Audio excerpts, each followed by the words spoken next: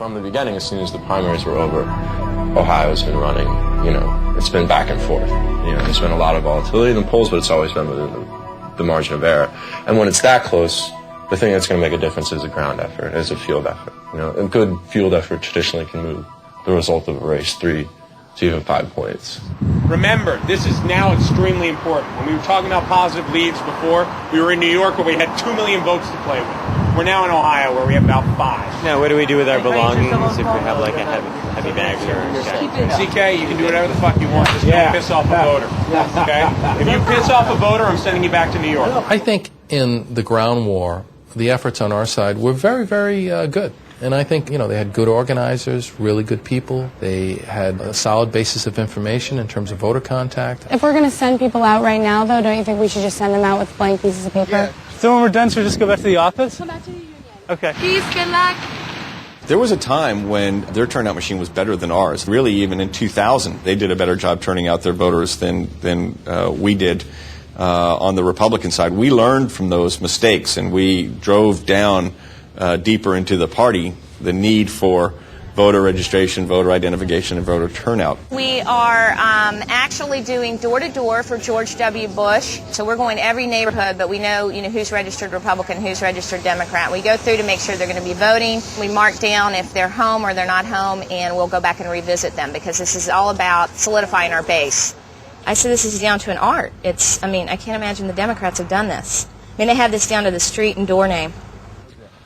Yeah, I knocked on doors when I first ran for office 23 years ago, and there's nothing like going out and seeing everybody, giving them a chance to meet you, talk to you, see you. Another happy voter.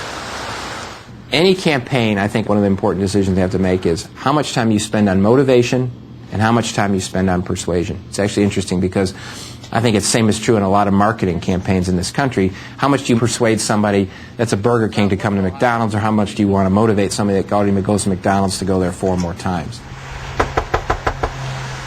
He's already got my vote. And I'm Republican as it can be.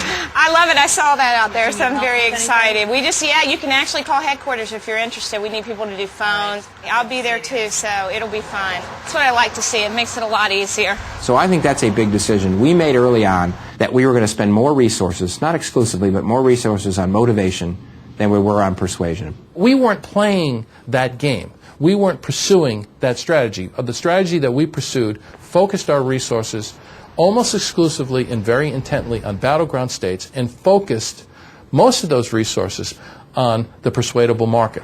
Just here to ask if you registered to vote, and if you are, if you know who you're going to vote for. Yeah, I'm registered. I'll probably vote for Bush. I think there were a lot of soft and undecided voters on either side. They may have been partisan towards one side, but they were persuadable. Can I persuade you otherwise? No.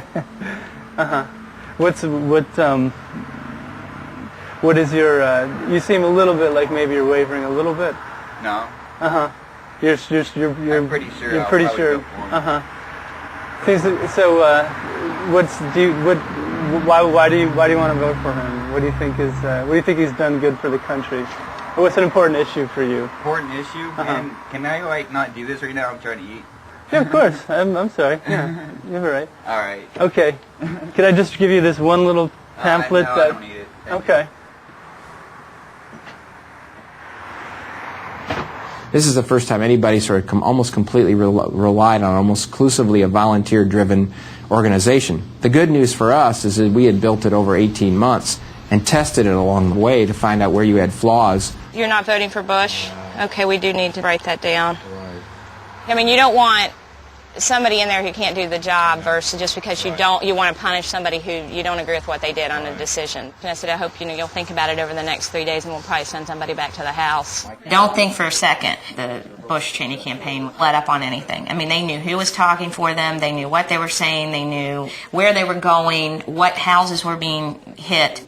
You're with Vote Mob? Yeah. Okay. I think I'm done. I don't know where. You're doing this street? I was just about to go to this one. John became the nominee on March 10th. I was hopeful that by April 1st, we would have had our state coordinators in all the states. JB didn't get into the state till the middle of June. Well, ours began in June as well, but June of '03. I was elected chairman in July. I started at the RNC in June of 2003, and we already had the seeds planted in states like Ohio and for the grassroots to grow. And I went from phone bank to phone bank to phone bank. And I would thank them on behalf of the president and the party for what they were doing. And people would get so cranked up. They couldn't wait to get back on the phones. They couldn't wait to go back and knock on doors. Thanks for what you're all doing. Go back to work. Let's go. Thank you, Congressman. Republicans were giving direct access to the main database to volunteers, something that was very guarded on the Democratic side, and only a few people got the password. They were trusting their volunteer block captains, and I think also had the capability to integrate church lists, any kind of data that was coming in that would give them new voters and expand these kind of static lists, essentially. And a lot of people that we thought were swing voters have become Republican. You had the law preventing coordination, okay, and the 527s then pursued their strategy. And that wasn't necessarily our strategy. You heard you found an undecided voter? Is that true? I found one. I gave him all the information, did the whole talk, at which point he said, I'm probably too high to remember any of that, but I appreciate it nonetheless. Now, everybody can have the right to have their own strategy, but the problem is when you have two people on the same side who have a different strategy, the message doesn't get through, period. That was the problem, too. The major field effort was coming from the 527s. There wasn't a real, that I saw in Ohio, there was no equivalent from the Kerry campaign. And he had plenty of money. They could have done an effective field program.